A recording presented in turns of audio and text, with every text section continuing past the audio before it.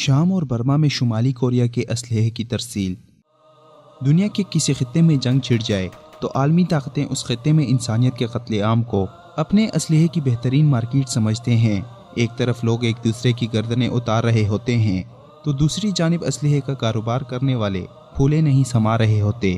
یہ بھی دیکھنے میں آیا ہے کہ اکثر و بیشتر خانہ جنگی یا پڑوسی ممالک کو آپس میں الجھانے کے پیچھے بھی اسلحے کی مارکیٹنگ کارفرما ہوتی ہے۔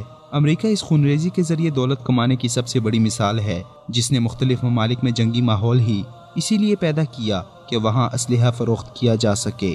امریکہ، روس اور دیگر عالمی طاقتوں کے دیکھا دیکھی دیگر ممالک بھی اپنے جدید اسلحے کے لیے ایسی مارکیٹ ڈھونڈتے ہیں جہاں انسانیت کو بھسم کرنے کے لیے ان کے اسلحے کی ضرورت ہو اور خریدا جا سکے۔ امریکہ، روس اور اسرائیل کے بعد اب شمالی کوریا بھی اس آگ اور خون کا سوداگر بن چکا ہے۔ عرب میڈیا کے مطابق اقوام متحدہ کے آزاد مبصرین کی تیار کردہ رپورٹ میں بتایا گیا ہے کہ شمالی کوریا نے 2017 کے دوران شام اور میانمار کو $20 کروڑ مالیت کا اسلحہ فروخت کیا۔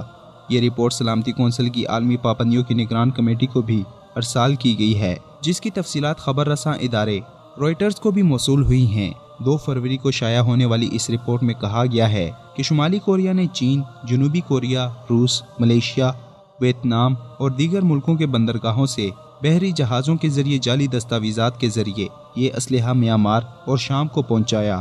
یہ اسلحہ براہ راست شمالی کوریا کے نام سے نہیں بلکہ چین اور روس جیسے ناموں کو استعمال کیا گیا۔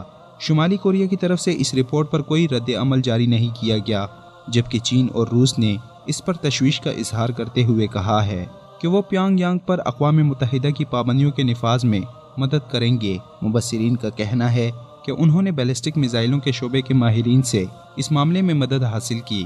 انہوں نے بتایا کہ سن 2012 سے 2017 کے دوران شمالی کوریا سے شام کے سائنس ریسرچ سینٹر کو 40 ٹرک اسلحہ بھیجا گیا، مگر اسلحے کی یہ ترسیل خفیہ رکھی گئی تھی۔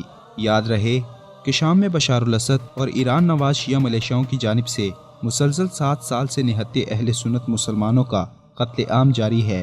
بشار الاسد، ایران اور ایران نواز شیعہ ملیشیاؤں کو مقامی فریڈم فائٹرز کی جانب سے ناکو چنے چبوائے جانے کے بعد روس اور امریکہ نے اپنے اپنے انداز سے مداخلت کی۔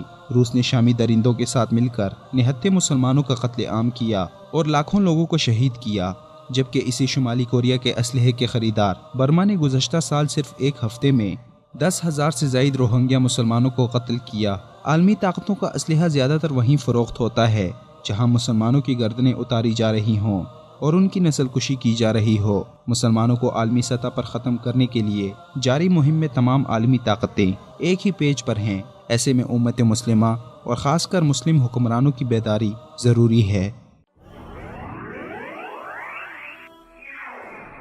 وصال اردو، اندھیری رات میں ایک روشن چراغ۔